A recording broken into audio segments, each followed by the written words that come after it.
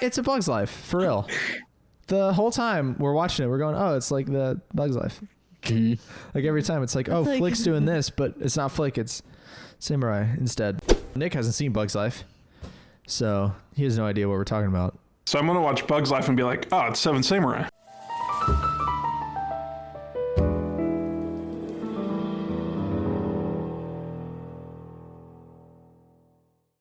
Welcome back to Four White People Try to Pronounce Japanese Names. Oh my God, we watched your granddad's Bug's Life. We watched Seven Samurai, a movie from 1954. It's 300 years long. 3 hours and 27 minutes with a 5-minute intermission, which we definitely took. We watched it over 2 nights. But we didn't know that we stopped it. So yeah, it was the best. So I paused the movie night one and was like, this feels like a good place to stop. I paused it and shut it off. And then last night we picked it back up, unpaused it, and I kid you not, 1 frame after I pressed play was the intermission. And I was hilarious. Like, it was a pretty good place to stop, I guess. Right. I had a similar experience, but I waited for the intermission to come up, and then I paused it, and then I like pressed play, thinking it was like a brief, like instantaneous, like, all right, we're back. Like, and I was like, and I was like, looking at my watch, like, what is this? Like an ad break? Like, it's just like Koji symbols on the screen for a million years with like that little drum beat. Yeah. It must be nice to not watch it the night before and have to sit through 3.5 hours. Yeah. Well, I watched the night before. Yeah. We all made our decisions. Yeah. This is the first one I didn't watch multiple times, which I'm kind of upset about. Yeah. It's an unrated film. Unrated, unfiltered. So scandalous, this movie. Very scandalous. Unpantsed. It's one time. No pants. Yeah, a lot of not pants. What one time? Oh, just one time. Quick sidebar. I went to a Kmart to buy Barbie Fairytopia, cinematic classic. This is quite the sidebar. And hold on. It was marked as unrated, right? So we take it up to buy it, me and my sister and 2 friends. I was like 17. And then we're laughing about, Barbie movie, it's unrated. And then the cashier goes, it's porn? Just so loudly for the entire like Kmart to see or hear, because you hear audio, you don't see it. And then I was like, no, it's a Barbie movie. It was subtitled. Yeah, we saw a lot of audio for this movie. Anyways, that's my unrated movie story. Was a whole Kmart thought I bought porn. Hey, but they let you get it? Do you sell porn at Kmart? Because you weren't old enough to get it, so that's true. They let it slide. So Kmart, gotta love it. Thanks, Kmart. That's why that Kmart doesn't exist Kmart. now. Yeah, it's dead. It's the Ocala Mall. What a dump. All right. This movie's long. So it's a samurai movie. Obviously, there's 7 of them. Ish. There's like 6, and then there's 7, and then there's 6, and then there's 5, and then there's 4. Then there's 3. And then there's 3, yeah. You know. It's a Bug's Life, for real. The whole time we're watching it, we're going, oh, it's like the Bug's Life. Like every time it's like, oh, like, Flick's doing this, but it's not Flick, it's Samurai instead. Nick hasn't seen Bug's Life, so he has no idea what we're talking about. So I'm going to watch Bug's Life and be like, oh, it's Seven Samurai. Right. Yeah. You're going to watch Bug's Life and go, it's a lot dumber, Seven Samurai, but funner. But circus bugs. Hopefully shorter. How could you be circus bugs? BYOB. What a good movie, man. It really is.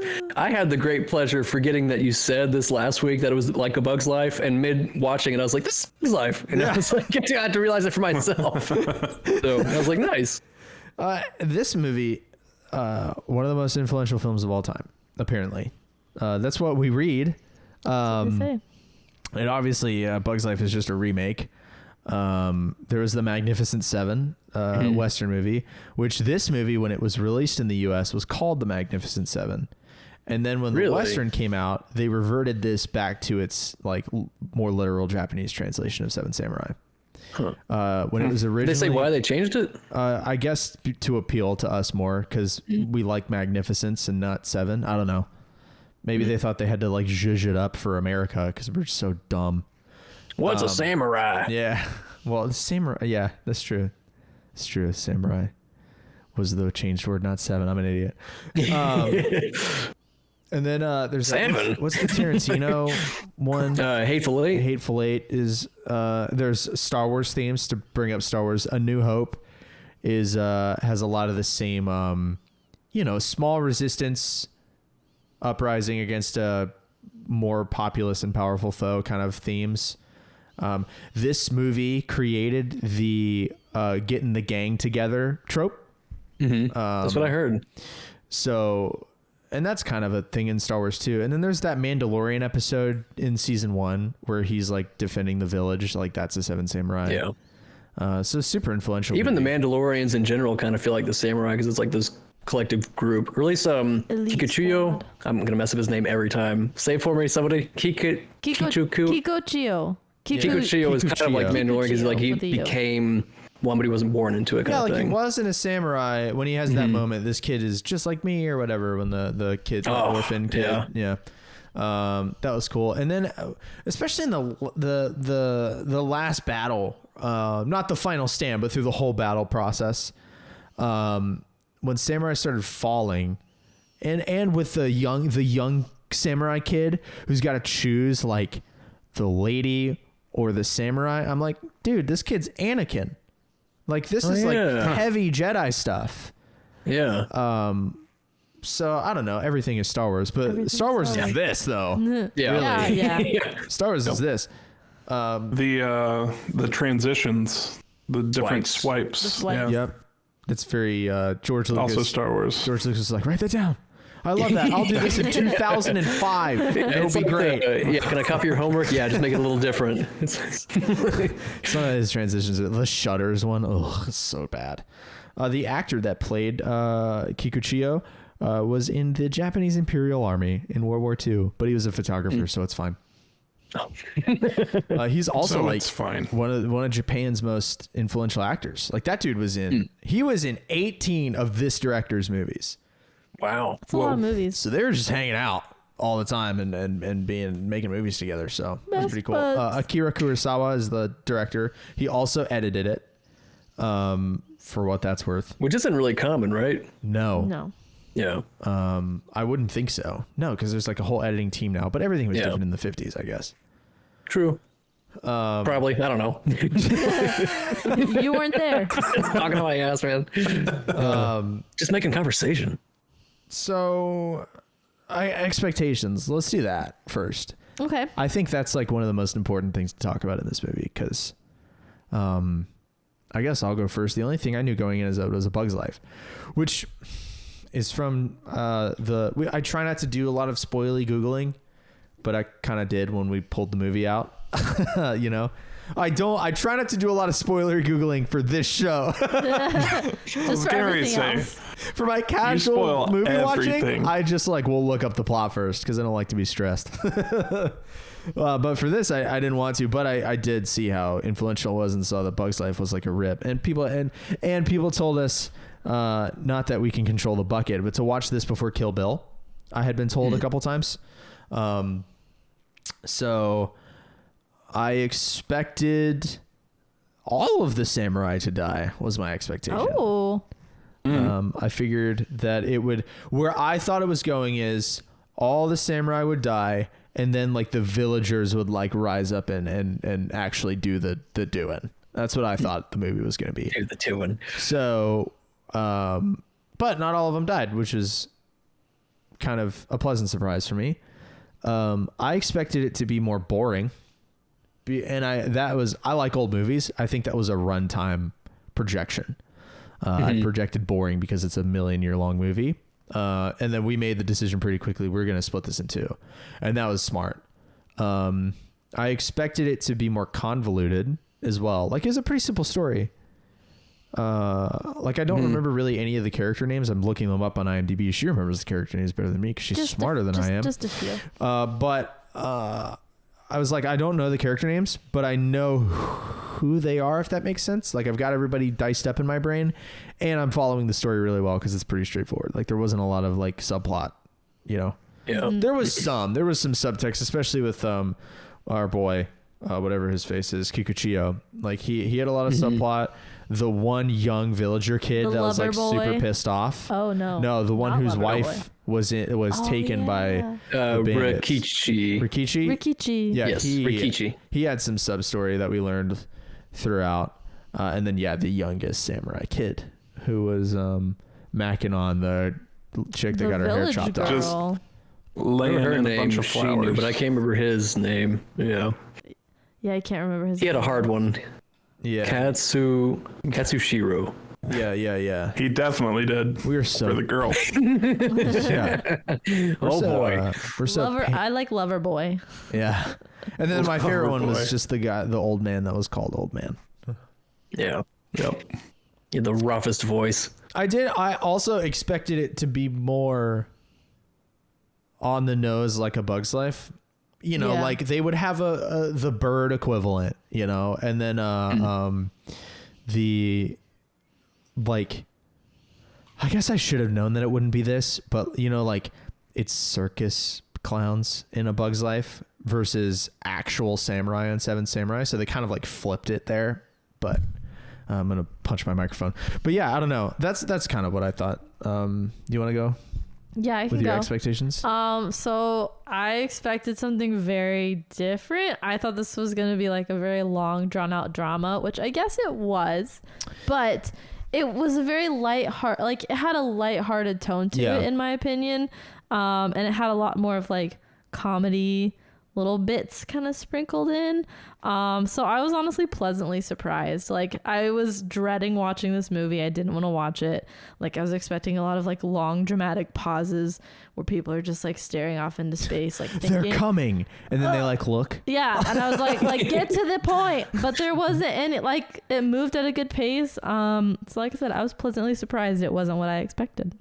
You were concerned about having to read the whole time. How are the subtitles for you? They were okay. It's just we're so used to being lazy and just being able to listen or look at our phones or go and do something while we're watching. So it was different to have to I have to focus, because if I look away, I won't know what's happening. There was one scene where it's when the what's the I think it's Rikichi. Yeah. So it's before they go and do the bandit attack, right? And there, one of the samurai like prods him, "Hey, it's time for you to like grow up and get a wife." Ha ha ha ha. Then he doesn't want to talk, and then one of the samurai goes to try to like talk him up and like get him unbummed out. And we're watching, and then one of our dogs did something funny, and we heard Rikichi talk, but neither of us were looking at the screen. And we had to oh, what did he say? I don't know. Did you catch it? No. So we rewound, and then he literally said, "I'm not going to say anything. I don't have anything to say." Yeah. And we were both like, oh, okay. Thanks, Rikichi. Nick, speaking of subtitles, you had never watched anything not in English, I don't think. So how was that for you? No, this was my first Japanese movie. Is it your first foreign language film, period? First foreign language film. I've watched a couple TV shows where I've had to do subtitles or an English dub. Which, by the way, English dub is never the move. No. Can you imagine an English dub for this? It would be awful. Go ahead. It'd be awful. I don't even think it exists. There's no way. Because no one wants to talk for 3.5 hours. So yeah, first samurai movie, obviously. I was excited to watch it with no context, because it's such a big movie. You hear about all the I've heard about it a lot. Really? Just never seen it. And you'd not seen Bugs Life either. No. So seeing that kind of with fresh eyes and not having any expectations other than knowing it's a legendary movie was cool. It was I thought it was just going to be a war movie. I was kind of like you, Cameron, where I thought it was going to be slow, boring. Yeah. And sacrificial. Or maybe Danielle said that, but we both did in different ways. Yeah. But it was kind of heartwarming, lighthearted, I think Danielle said. It was also really funny. There's a lot of really comedic scenes, especially I don't know his name, the drunken samurai. The drunk guy. The samurai that wasn't a samurai. Kikuchiyo! He was hysterical. The main character, I guess. Ooh. No, it was really fun. He could be argued to be the main character. Yeah. I mean, if you look on Google, he is. I mean, he stole the show for sure. That actor too I feel like was like the top billed actor in the movie. He was, but He I was think famous. that is hindsight being 2020. Because he did a million more samurai movies after this, and that became like, he also was I forget the great Japanese admiral in World War II, Yamamoto, maybe. He played him a couple times in a couple films. Like he's a legendary Japanese actor, so that could be like billing in reverse. Gotcha. I felt like the main character to me was the bald samurai, the one that like Kanbei? yeah, that. Kanbei or Shimada, Yeah. whatever his name is, Shimada. I thought in my mind, I projected him as the main, but it's kind of ambiguous. That's interesting. Well, Yeah. Right, yeah. I think all the characters, like, I feel like the samurai, all 7 of them are the main character. Like, they all work together really well. And there's 2 or 3 villagers that even have their moment too. It's like 10 main characters in this movie. Which I think speaks to how well written it is.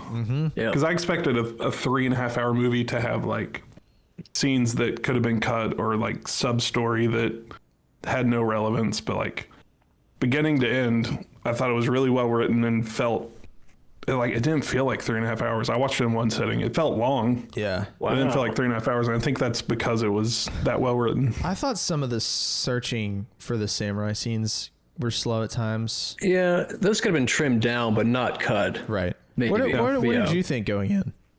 I don't know that I had heard of this movie really until we started doing this podcast. So like, Really? I really didn't know what I knew like going out of that last episode, like how it impacted Star Wars and all that stuff. Like I knew that like Star Wars took inspiration from samurai movies and stuff like that, but I didn't know which movies. So I didn't know anything about like the plot or like anything, but yeah, it was kind of a daunting, movie to, go into, because it's like I'm used to like these newer movies. It's like a long movie, 3.5. It's very anything over 2, and I'm like, oh boy. Yeah. So I was a little bit, intimidated by that, and then also having to do subtitles. It's also, a much older movie, and it's also a different culture and a different period in history. So it's like I'm really far removed from it. So I was like hoping it wouldn't be like really tough to get through, but. I did take like a little 10-minute break for the intermission, but I watched it all in one day. Wow. Yeah, it was like I was surprised by like the technical camera work that they did. There's a lot of like panning. The staging that they did was like every scene seemed like it could have been a portrait or like a photo. It's like everything was really masterfully kind of arranged. A lot of humorous parts that I didn't really expect. I thought it was gonna be more of a serious drama, but there's a lot of lighthearted moments. It's balanced. And yeah, and they did a really good job of introducing each samurai. That was like my biggest, like, I don't know much about like samurai culture, but each one was very distinct and like had a, a specialization or a personality or character differentiation that made them stand out and made them unique. The way they dressed was different. So it was like, that was really cool to see that they were able to expand that deeply on like one kind of like archetype. So that was really cool. But yeah, as far as expectation, I didn't really know what to think going into it, but I was definitely like pleasantly surprised. Yeah, this is one that I was semi-hesitant to put on the list. So the list, I don't know if we'll ever put it out there, but the 4 of us have it, and it is in an order. We've scrambled it in our bucket, but it was in an order of just like movies that I had picked first to last. Like it's in chronological order of how I picked. And this was in the top half because what I did first was looked up like the most influential and best movies of all time, and this kept popping up. But I was afraid of A, its runtime, and B, it's an old foreign language film. But I think I was afraid, the 2 movies I was afraid of most are this and Gone with the Wind. I'm a little nervous about Gone with the Wind. Gone with the Wind is another almost 4-hour movie. And another really old one. I thought for sure this was going to be the oldest one on the list. Like for whatever reason, it felt maybe Citizen because Kane's older it than this. Yeah, so Citizen Kane was 13 years before this. Yeah, which feels crazy. I think it's just because of like the time it's set in makes it feel older, maybe. Yeah. Plus, But like I looked at our list, which by the way, if you do want to see the list, follow me on Letterboxd because I definitely have it on there. Don't tell Cameron. That's fine. It's the 7th oldest movie on our list. We got a lot of So it's pretty oldies. far What were you down. gonna say? One for each samurai. I was just gonna say, I think what helps make it feel like older and historical is the director.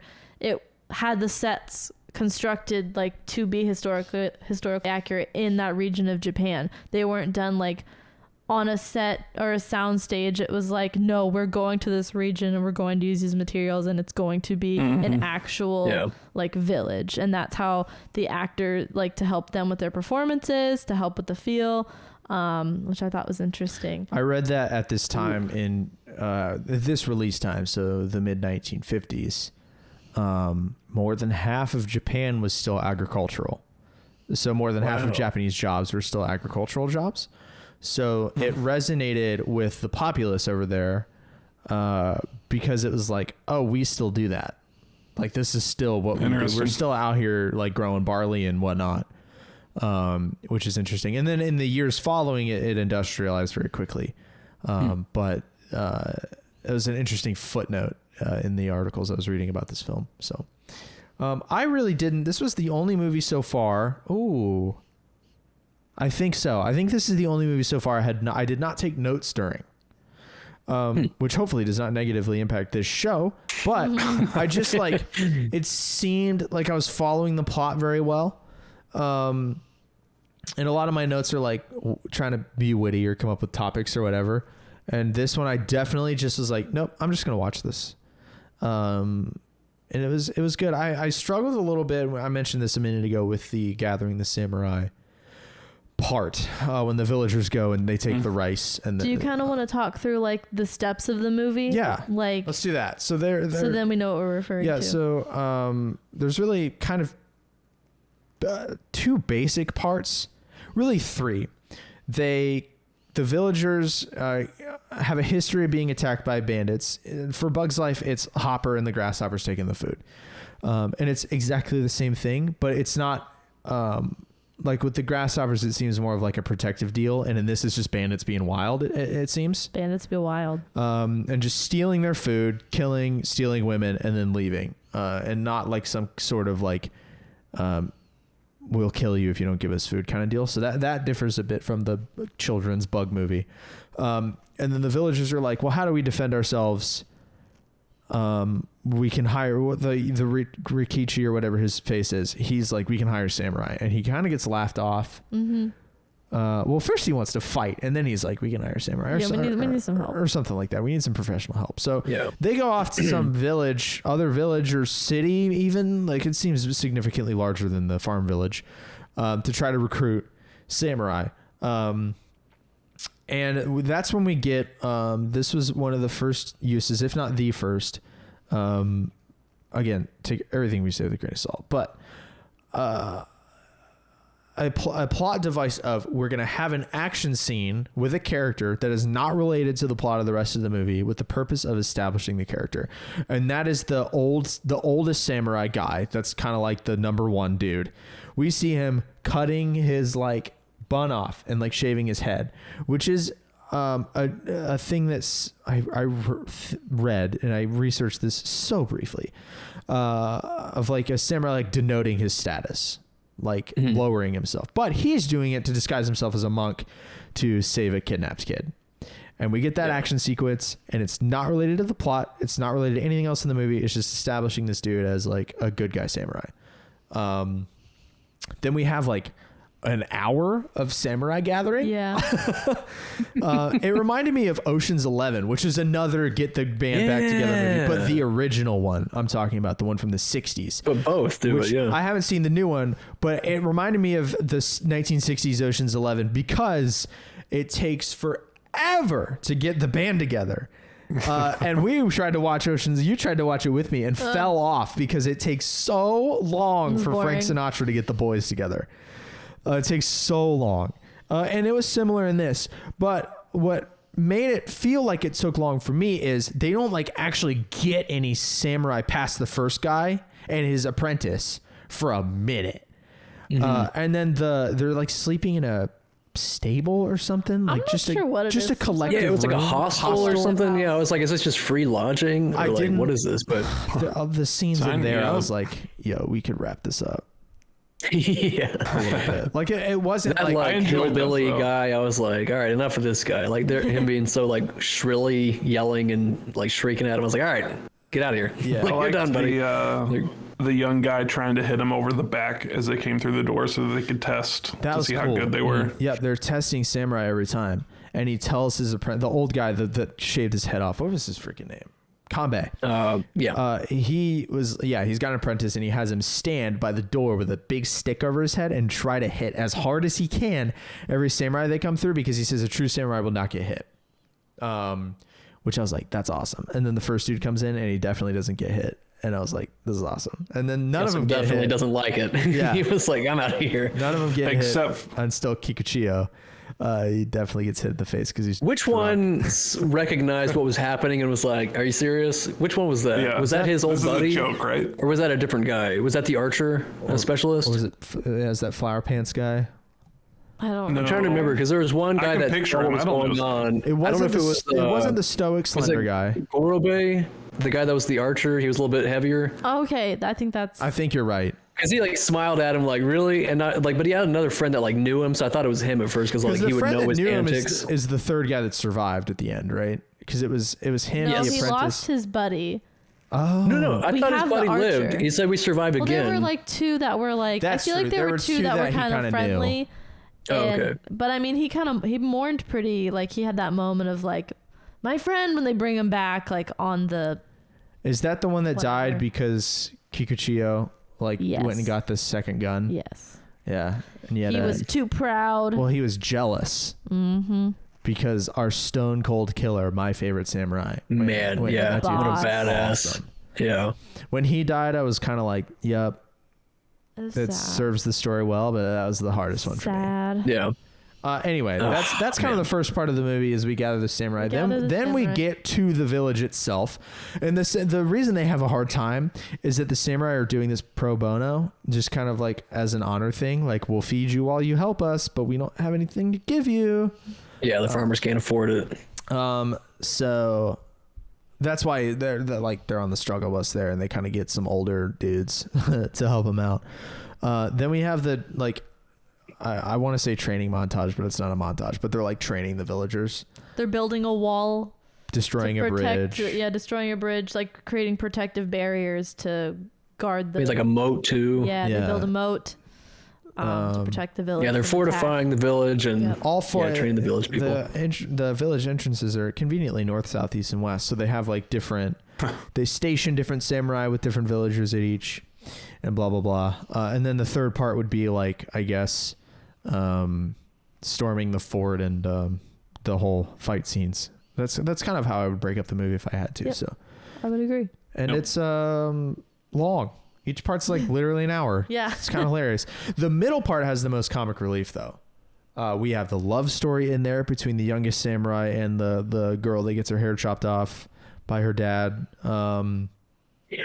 We have Kikuchiyo just being wild the whole time, like riding a horse and getting bucked off of it. We have my favorite character in the whole movie though, without a doubt, is Yohei. Because I'm with that you. dude, oh You get it yeah. in the face. I can't make the face, but you can make You the can't face. make He's the like- I want you.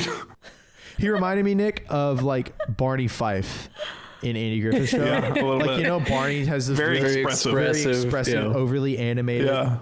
That was the Barney Fife of this, and also like a stumbling, bumbling kind of guy. Like the rice gets stolen from him, and he's like, "I was so careful, I hugged it." He's like picking it up Sleeping with one it. grain at a time. I was like, oh, buddy. Like, Bless his heart. Yohei. and he dies, and Yeah. it's the worst. That was the hard. because that it's was the hardest also one. it's also Kikuchiyo's fault because Yeah. it's when he leaves. So there's He's three. a little turd. This is a historical assumption because I don't know anything about Japan. But the samurai era is like 150 years, and it's like from the mid 1400s to the or early 1400s to the mid 1600s or something like. Excuse me, something like that. But they got guns in this thing, and I didn't know. Like, I actually That was a shock. I had to look it up. I looked up, and I didn't cheat. I didn't read ahead, but I looked up a couple things in Wikipedia just to like confirm what I had just seen. So like, you know, really slowly scrolling down the plot thing to like make sure I'm in the right paragraph. Careful. And one of them was because in the fort, one of the dudes gets shot. Is that when we lose the first samurai? Yes. We lose the first samurai at the fort, like preemptive attack. They like go burn the bandit fort down to try to get a leg up on numbers because they know it's 40 versus the 7 samurai plus the villagers. It's 40 bandits. And they try to thin the numbers a little bit. And one of the samurai gets shot at the very end of the fort attack. And I was like, were there guns here? Like, what? But this movie was the movie was set in 1586. Okay, so I was curious about that. The whole movie, I'm like, when is I was gonna guess like early 1600s, but that's interesting. When is guns? Guns is then. Gunpowder is like 1000. Oh, like gunpowder. The Chinese invented gunpowder like forever ago. So I think early guns would be. I mean, we've got pirates with blunderbusses and stuff, right? It's definitely it's pre-revolutionary. I mean, we learned the other night watching a hilarious documentary about castles that they had like cannons during like the late medieval period. The cannons started to come into play and guns, and that was 1500s and stuff. So yeah, they've got guns by then. But the bandits have 3 muskets, which is like the bandits needed, I think the story needed the bandits to be dangerous in a way that is not just like numbers. If that makes sense. Like I liked that they had a secret, not secret, but like a cheatsy doodle weapon, you know, because it's like they had that tactical advantage too, with the numbers and this other like alternative. And that I think they needed that because the samurai were just awesome the whole time, especially the one dude. The whatever his name is, the Kyozo. That's just that dude's a stone cold killer. Kyozo was sick, dude. When he took off and just like hauled down that little path and was like running so fast, I was like, oh my god! I thought we lost. He's gonna run across the world. Yeah, I thought for sure he's not gonna make it back. They played us for a while. Yeah. And he comes back, hands him the gun, and just goes to sleep on the tree. And I was like, man, it ain't nothing to G. And the kid's like, you're an amazing person. I've been waiting to tell you that. Like, what a weird compliment. I really liked that. Cool tactical thing you did. You're a great person. Magnificent. I've been wanting to tell you for so long. Magnificent person. Oh, man. Yeah. That kid was hilarious. Yeah. It was something. The last battle was cool. And in the rain. And it set up, that was the influential movie for Battles in the Rain. One of the movies that took influence that was noted was the first John Wick, I guess, must have Last Battle in the Rain. I've never seen it. I have a fun fact about that battle and filming those rain scenes. So those scenes were supposed to be shot in the summer. They were shot in February and it snowed. And so they had to wet the whole set down to melt the snow. So then you had the water from the snow, the water from melting the snow, and you had the rain. So just the amount of mud, and it was freezing cold. So people were like losing toenails. They were freezing. Yeah, because they're barefoot and in sandals. Yeah. And barely wearing pants, half of them. And like rolling around in the mud and stuff. Yeah. It looked excessively muddy. And that's why. And that makes sense. But like... Yeah. I guess not excessively, but it looked like it was muddy. It was muddy, pretty sloppy muddy. But it was like cool. It was like it reminded me of like you know in like World War II movies when they get like all gross and trenchy and like it reminded me of that. It's cool, a little grit for us in our largely clean samurai movie. I mean, not a lot of blood, you know. No, it was amazing. Some of the samurai kills were like.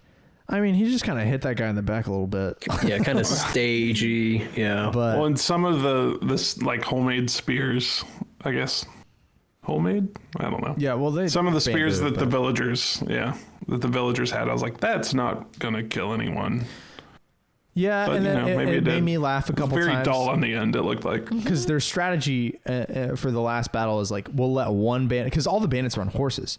We'll let one bandit in, and then like we'll pop out and like shut the way with the villagers with spears, and then the dudes in the middle would kill the bandit. And it was really funny to me. Like they didn't intend it to be funny, but like they'd knock a bandit off the horse, and you can clearly tell like they would wait for the villagers to surround him for the shot. Like and then stab him so that like they really didn't show anyone now. But they really didn't show anyone but one or two times getting like you didn't see a sword really like have to enter anybody. It was a lot of slashes and then a lot of off screens. Yeah, a lot of them too was like they would cut like crowd around them, so you wouldn't see any stuff. It would just be like all them. Yeah, it was shrouded a little bit.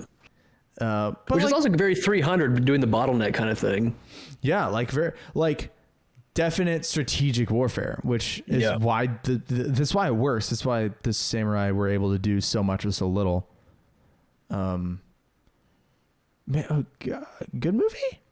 I think it was Good a good movie. I like the movie. I am shocked. I can't believe she liked it. I can't believe I'm it. shocked too, honestly. I was expecting to I thought hate it. we were gonna have another me and Carl north of 3 stars, Nick and Danielle south of 3 stars. We haven't gotten that far yet. We haven't gotten that far yet. You don't know You what liked I'm it too, Nick? You don't know what I'm gonna do. Because Do black what? and white movies are real hit or miss for you. Yeah, that's Me? true. You either love them Yeah. or you hate them. Yeah. Well, no, I They're just hate very Casablanca. polarizing. Well, that's another. We've seen 2 black and white movies, and then this is the third one. So Well, you're hit or okay. miss. You hated one like the other. It's the definition of hit or miss. Yeah. Okay, well that's fair. We'll see where this goes then. Yeah. You had. No, I Go ahead. Sorry. actually had a note that involved Casablanca because Oh, one of my thing was I really enjoyed how well all the characters worked together. I mentioned it earlier, like for a 3.5 hour movie, you have some sort of like this character's doing this thing, this character's doing this thing, but they all end up coming back together towards the end of the story. And like the young kid who goes off and messes around with this girl, like that had impacts on the rest of the samurai and the rest of the village. So I really enjoyed how well written all those characters were. And that was my beef with Casablanca, was you had like the love story in Casablanca and then the war, but they didn't really mesh well. And I thought they did the opposite here. So I think it's just Casablanca I don't like, Carl. I Alright. think you just don't like. I think you should watch it again, I honestly, think you though. should watch it again because No, I don't want to be wrong. There was a definite Sucks. there was What a a definite canon scene opinion. at the end of the movie where they definitely brought the love story and the Yeah. exterior combat. It's pretty together. well woven together. Yeah. They definitely tie that into a neat It felt bow, forced. and you're just like, It felt forced is all I'm saying. I reject this Alright. love story. you had something that you said when we were watching night 1, and I was like, write that down and bring it up. Do you remember what it was? The only thing I remember was we talked about the way they squat. Yes. So Yeah. I thought they were going to poop so Thank many you. times. So no. did you try to do it? No, I didn't. We spent 15 minutes falling on our backs in our living room Yeah, we trying to do that. And I thought of it. So I'm like, are white people physically unable to squat like that? We can't jump. We can't squat. We can't dance. We can't do What it. can we do? We can podcast. We can podcast. And excel in society without as many barriers, thanks to our privilege. Oh, God. We do have that That's going. how it that. worked out. If we have Yeah. to sit crisscross applesauce but benefit, I mean, we can't complain.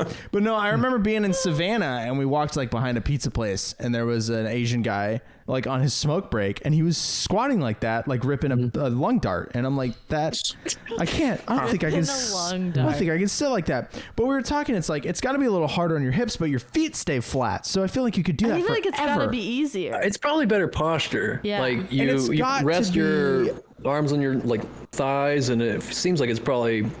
Yeah. I want to like learn how to do it because it's got to be like a unicycle. Let's do the next episode like that. Yeah, it's got to be like a weight distribution thing, right? Because you're sitting Yeah. folded, but I feel like I've just got to get my shoulders and like mass Yeah. to move forward because I just want to fall backwards. Because Right, I mean, you gotta we lean forward when we do and it, we center got your gravity a our little bit. heels are on our thighs, or our thighs are resting on our heels. So we're very like upright, but our weight is back, and they're doing the opposite. They're leaning forward in a way. I don't know. I want to learn how to do it.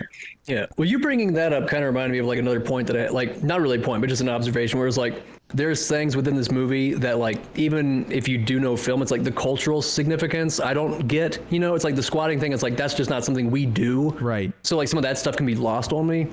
The Yeah. samurai And so, like- girl situation was a cultural. Yeah, like, so I was a little confused about that because I was like, aren't samurai these like noble, honorable figures? Why are they worried about them raping their daughters? It's, well, Ooh. so I wasn't talking about about that. I was talking about the young samurai's relationship with okay. what's his face's daughter, and that's because samurai are like a what is it called? Like they're a level Like a up class? in society. Yes, they're a class higher, and it's like that's why she kinda says, knew a "I wish I little was a about samurai's that. daughter." Right. And I Yeah, didn't know 'cause anything about that.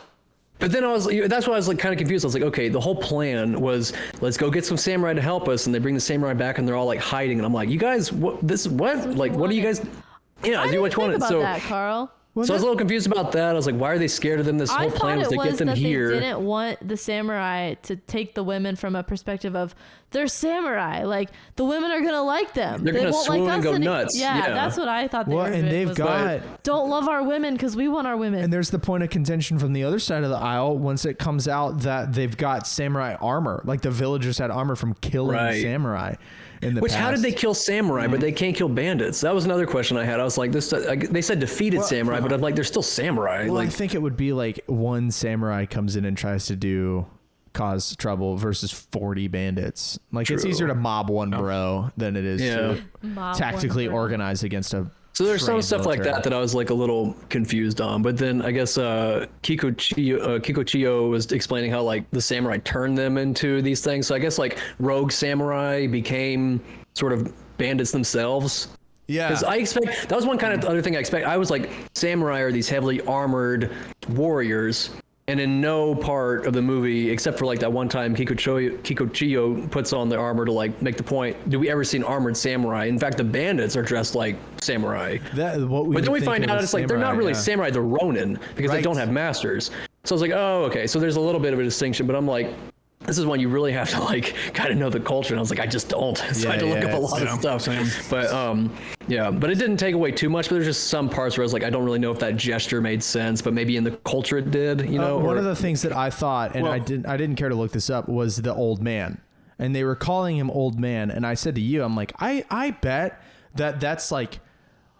You know how like things get lost in translation. I bet they're calling him that as like a respected, like he's an elder, and not just like old man. thanks, old man. Like you know what I mean? Yes. For Like sure. that's got to be like a title of reverence that's just being missed in translation, and not a like they're calling him old fart, which I is almost what wonder we. if it should be go to him for retranslated advice. now or something. Yeah.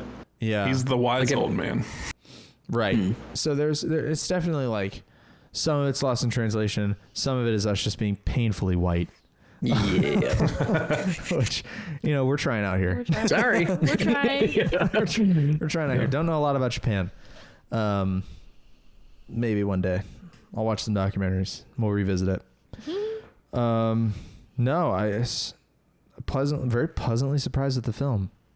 Yeah. Very I even pleasantly like, surprised. you know, Kikuchiyo starts out as a character that like I didn't like. I was like, this guy, he's kind of terrible. Well, he's a And, clown at the beginning. you know, as soon as they're trying to find their samurai and they're like, hey, there's this drunk guy that's beating everybody up. Me and Cameron were like, it's gonna be that guy. And then he stumbles in and we're like, it's him. But then by the end of the movie, I was like, oh, he grew on. Yeah, he had redemption. He's the most endearing. His character arc, When he was with that kid in the water at the end, he's like, "Oh, this was me." I was like, "Dang, man!" Yeah. Really came down on him. It's almost really obvious too now looking back that he was like born a farmer because the whole village loves him. Like all the farmers are like the kids cackle at him. They're all chasing him around. Like everybody loves him. Yeah, He's he the doesn't comic have relief a little bit. and it plays to his benefit, but he doesn't have the like quiet reservation. The like, Right. you know what I mean? Sense He of does honor. not. But yes, sense of, like Yeah, that like the reverence. weight of honor even Yeah. that a samurai has. Like he's just like, I've got the biggest sword. Who can I beat up? Yeah, it's way too big for him. Then Yeah. his sword breaks, and I was like, shit, I like that sword. No, my sword. Yeah. Did it seem like the farther along in the movie we went, the less clothes he was wearing? Yes. Yeah. And I was wondering if that was because, well, at some point he was like kind of fully clothed, and it looked like he was wearing the shortest kimono ever, and then it was, he was just like barely covering his butt. He steals the bandit clothes, and that's what he wears at the end. Yeah, but then he's just wearing that as a top. He's not wearing any shirt or anything. He's like barely wearing any pants. So I'm like, is that like symbolic of like him going back to like his infant stage of being a baby? I don't like, know. and he's that kid. Or I don't know. There were no cats in this, so I couldn't really tell what was going on.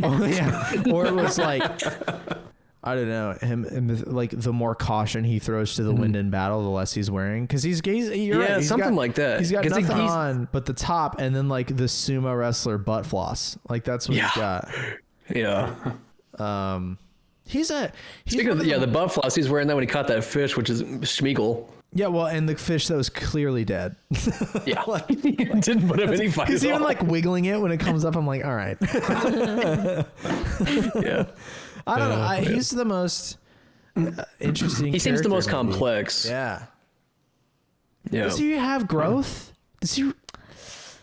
I think so. I think he has depth. But does he have growth? Yeah, I don't know if he. Yeah, I think you nailed that. But we get with that kid scene that Nick was talking about. Like we get backstory into him, but I don't know if he really. I feel like he dies before we get to see it, because we see him have his proud moment of like where he does have a self-sacrifice. And then after, he runs off to kind of get the other musket from the bandits and kind of leaves his post and dishonors the group by leaving Gets them a samurai killed. vulnerable. Gets Yohei killed. But then he's sitting and like mourning at the grave forever. And they have to cheer him up. But then he dies, so we don't know. He's kind of a self-sabotaging character too. He's kind of the Llewyn Davis of this movie. Don't where compare him to Llewyn Davis. But don't even do he it. also does. He also has that raising the banner moment when the first samurai dies in the raid. Yeah. And like he doesn't really rev up the samurai in a way. He's like the emotional core of the team. Yeah, I feel like he's the reckless spirit. Yeah. I don't really. I wasn't super satisfied with his death. I felt like that was too soon. Like I felt like it happened like suddenly, and it was like not as. I feel like there wasn't as much impact as I wanted. You know what we needed for that death? What? Slow-mo. That would have made it better. I may have done it, honestly. Like if he was just charging the guy in slow motion and then he got killed, that might have been perfect. And we get like a face shot.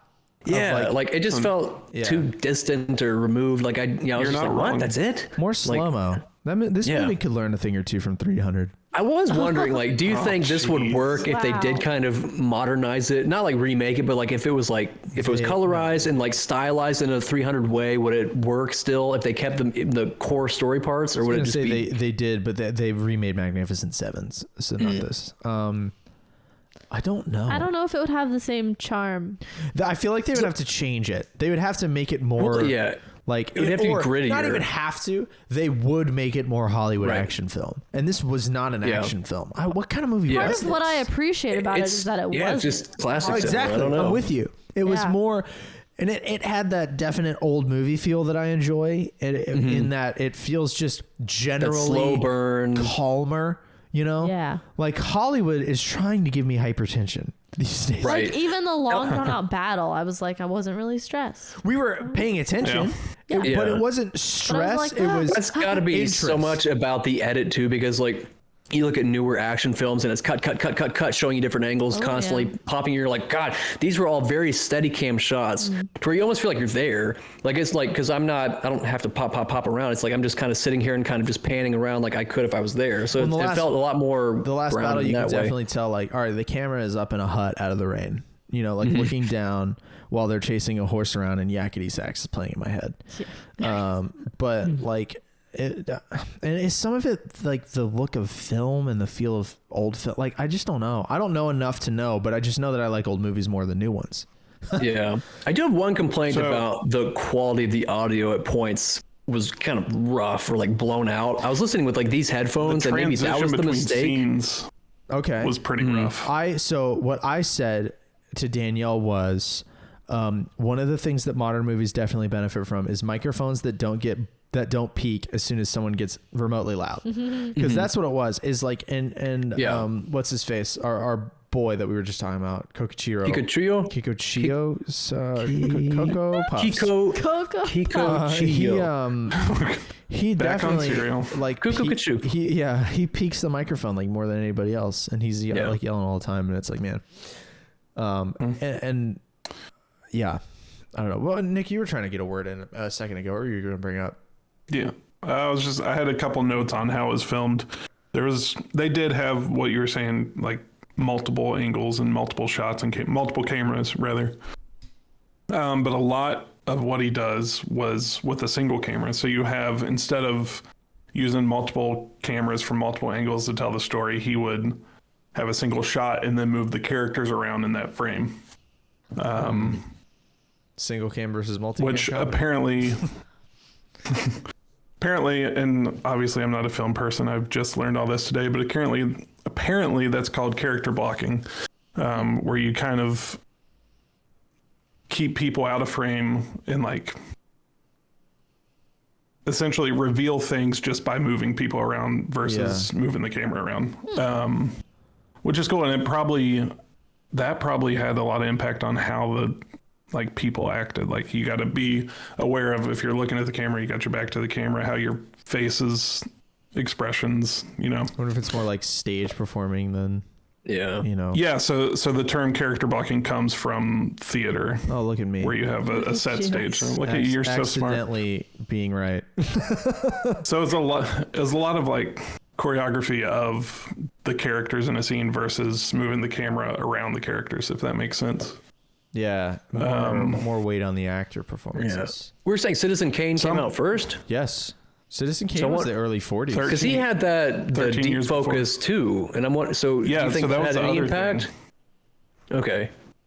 I would imagine, because deep focus was where everything in the shot is in focus, foreground, background. Yes. From what I remember, Citizen Kane was the first to do that. Yeah. And this movie's after. So I would I just wonder, like, different countries, maybe he just found it on his own, or I don't know how easy it is to get a movie from America to Japan. When I was reading, it did say that this movie had like cinematography influence on like the big directors. I mentioned Tarantino, and it mentioned what's the dude that did Gangs of New York? What's that director? Scorsese. They mentioned those two actors and a couple others directors and a couple others I wasn't familiar with. But what I read didn't get as into like what shots particularly were influential, like they did with Citizen Kane, with the deep focus and the like forced perspective and stuff. So I love the deep focus stuff, especially in this movie. We had a lot of scenes where stuff was far away. Yeah. So like when the houses were on fire across the bridge. Yeah. Like getting to see all of that is pretty awesome. I wonder if just an opening shot. I mean, where the guy on the horses or the bandits are running to the left, and you have that like very silhouetted against the sky, and then you have them like towering over the village to show that they're like they're bigger than, you're gonna. Like they're like the big problem or whatever. I'm running out of words right now, but yeah, it's just like the way they stage everything is very, symbolic. I was gonna say that a lot of similar shots in westerns, but westerns have those shots because of this movie. Well, I did hear that it was somewhat cyclical. That the director Kurosawa was a little bit influenced by some other westerns, and then that some of that it was like a cyclical thing. But definitely a lot of the westerns that we know is like the westerns were influenced by this one and not the other way. What's crazy to me is this is 9 years after the war ended. This came out. So we're talking, maybe it takes a year to make a movie. So we're talking 8 years. And this got delayed a lot, actually. Like, this was one of the most expensive movies ever. Like, the production company, like, halted production several times because they were like, yo, dude, this is way too expensive. And Kurosawa was just kind of like, I'm going to go fishing. Y'all come back to me because you've already spent way too much money to give up. And he did. He just was like, you'll come back. What a baller. And that's they did. So this probably took a while to put together. He had done other big movies too, or was like to earn that kind of reputation?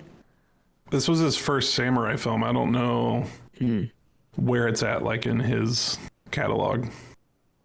Yeah. Yeah, I don't know either. It's just like the turnaround from losing the war to this is just crazy to me. Granted, 8 years is a long time, but like, I don't know, man. It's just wild. Wild. But yeah, do we have anything else? Any other thoughts from anybody? Any other notes? One thing that I saw was that there's like a film, like not theory about like film in general, but just like about the way that you can kind of stage things. Yeah. No, you took my bit.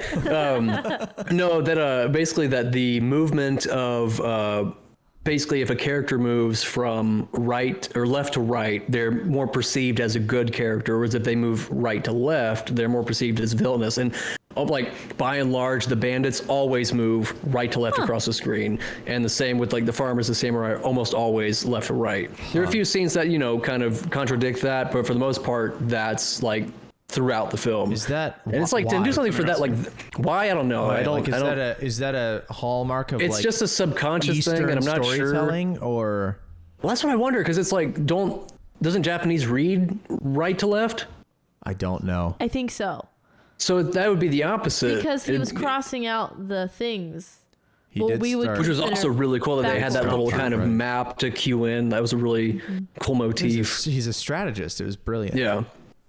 Well, it was a good way to He like was amazing. visually cue us in as the viewers. Like, okay, we're making progress across the battle, because it is a long movie I to keep kept track of thinking every that they little point. would they were killing way more. Like he would cross off like 3, and I was like, that seemed like they killed like 5 or 8, not like 3. Well, a couple like slithered out though early. Yeah.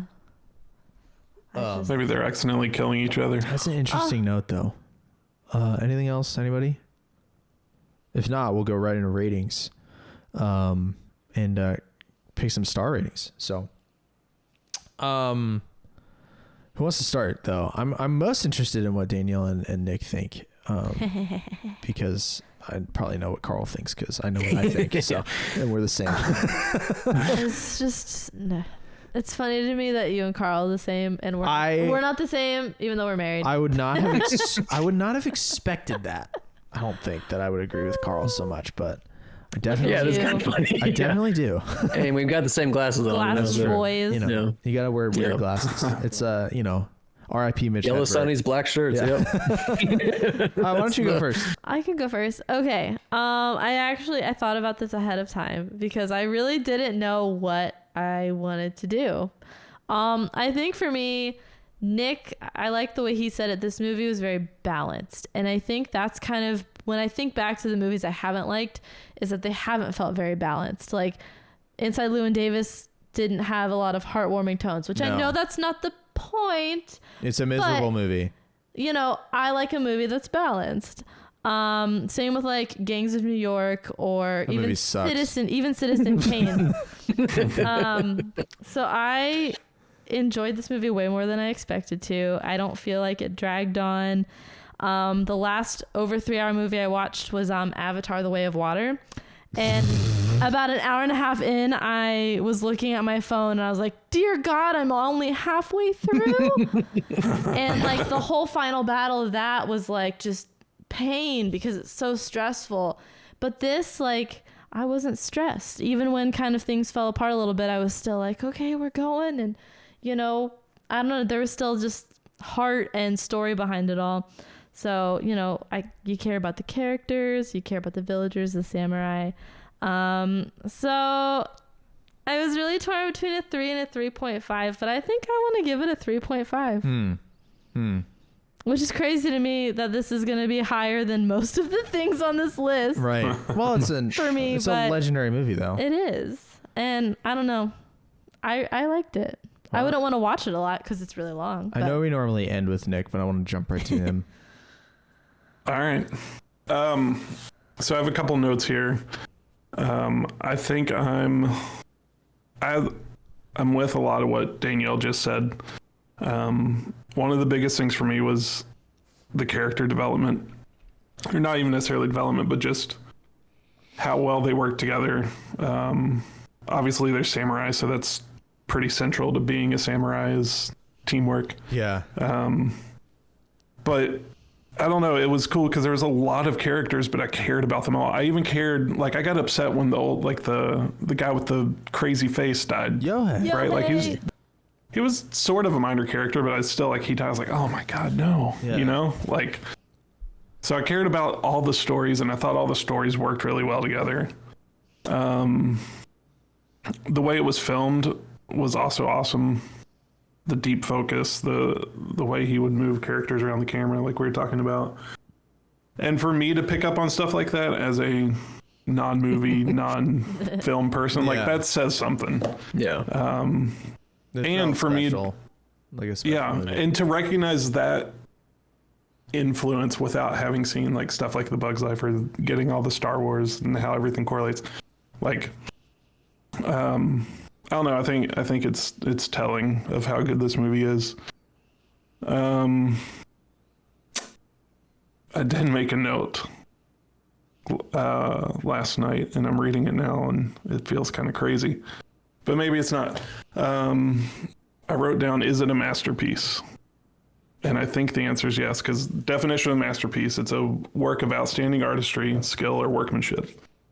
And I think it checks all those boxes. Like, it visually is great, it's written really well, it's directed great. So I think we can call it a masterpiece too. And yeah, for what Citizen Kane did for the art of shooting film, this did for storytelling. So yeah, that's well put. You know what I mean? Like, because Citizen Kane's story, I know Nick loved it and resonated with it a lot, but it was more simple, I guess. And this was a really simple story, but it was more a spectacle of composition and like technicality, whereas this story was like endlessly repeated. Yeah. You nailed it. Yeah, you hit the hammer on the so nail. I think a masterpiece. I think unequivocally this is a masterpiece. Yeah, that's a good word. So stars though, what's your rating? Stars. I was kind of torn. I've gone back and forth. I'm gonna land on, because a part of me wants to give it a 5. Ooh. Wow, this would be your second 5, right? But I don't have a real reason why, but I feel like 4.5 is better. All right. 4.5. So I'm going to go 4.5. Wasn't a perfect masterpiece. Yeah. Wasn't perfect. When I look at the stars, I see someone else. Carl, you go next. All right. I enjoyed it a lot. Going into it, knowing I would have to read, I think that was like the weakest part of the movie. It was because I was reading everything in my voice. It was like, of course they turned on us. They're like, you've made them into monsters. And it's like my voice. And I was like, I'm not bringing the energy that should be brought into this like subtitle work, So that like the weakest part of the movie was just me. So I thought, one of my favorite parts was just the relationship between all the samurai. They kind of, for the most part, were all strangers, but they like immediately had that camaraderie. They were fun. Like they were funny. They like joked around. They weren't just serious. So there was like this kind of like especially charming, like I wish I was a samurai. Yeah. So that was really fun to see. And then, you have like these really heavy moments where like that old lady went to go avenge her son or whatever it was when she like brought that like pitchfork thing to kill that dude. And I was like, oh my God. So hobbly.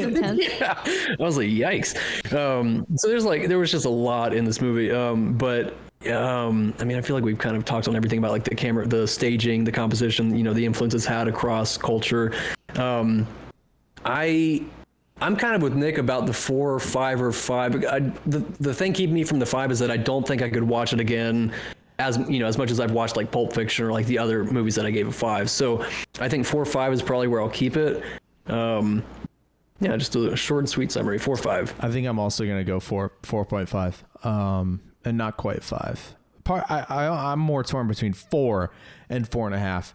to be honest, but I've gone 4. I just don't think. Well, I think 3.5 for you for an old movie. That's a really high score. Okay.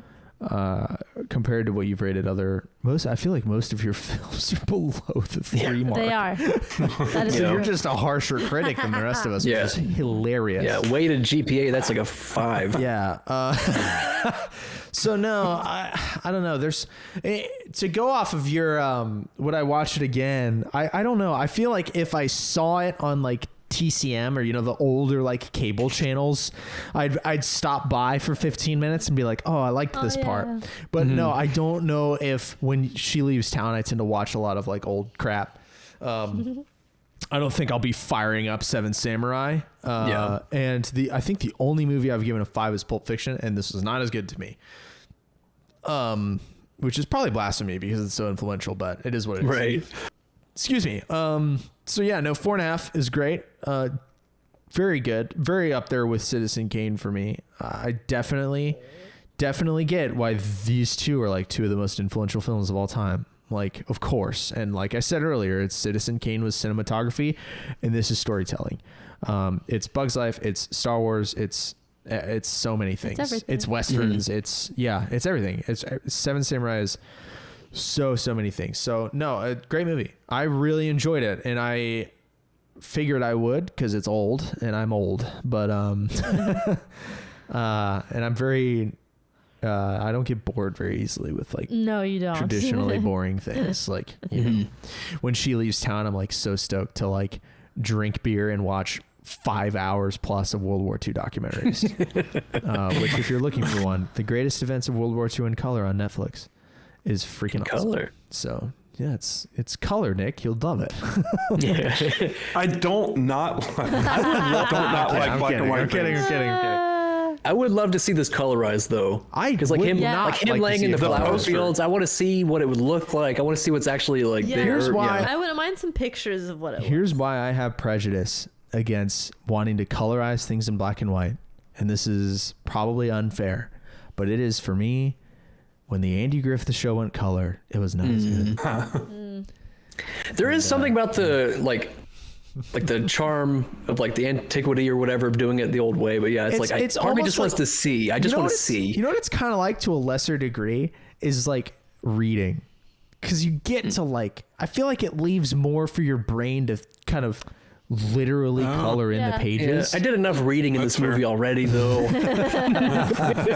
don't know, but we all liked Yeah. it. We're in agreement again. We are. We did it. Yeah. One other note I had is like I mentioned in The Good, the Bad, the Ugly how they could have made that like a 3 or 4 part series. This would have been an amazing 6-part like episode. Or like yeah, because they really could have broken it into like 30-minute episodes. Where like here's the village and they're going to the other city to find the samurai. End episode. New episode is they find that guy that. What was it? Kanbei that shaves his head, and that's episode 2. And like they could have really broken it up and made it more digestible, I guess. But I still didn't have a problem getting through it. But it's funny you mentioned that, because there is an anime series based on this called The Seven Samurai. It's called like Seven Samurai X or something like that, and I want to watch X. Yeah, I want to watch it because that's probably exactly what you want, but it is anime, so it'll be a little more like dramatized and stuff. But yeah, should we? I think I want to watch more either Japanese or specifically samurai stuff, because I really enjoyed this. I know. I really that was another note I My had. first I wanted to experience watch with any of that. What was the one that directly whole influenced genre? Star Wars? The Hidden Castle or the Hidden Temple or something like that? No. Hidden Fortress. There's another one called Hidden Fortress, I think. That was like directly influenced Lucas, and I was like, I want to watch that, and I want to watch other like. This director?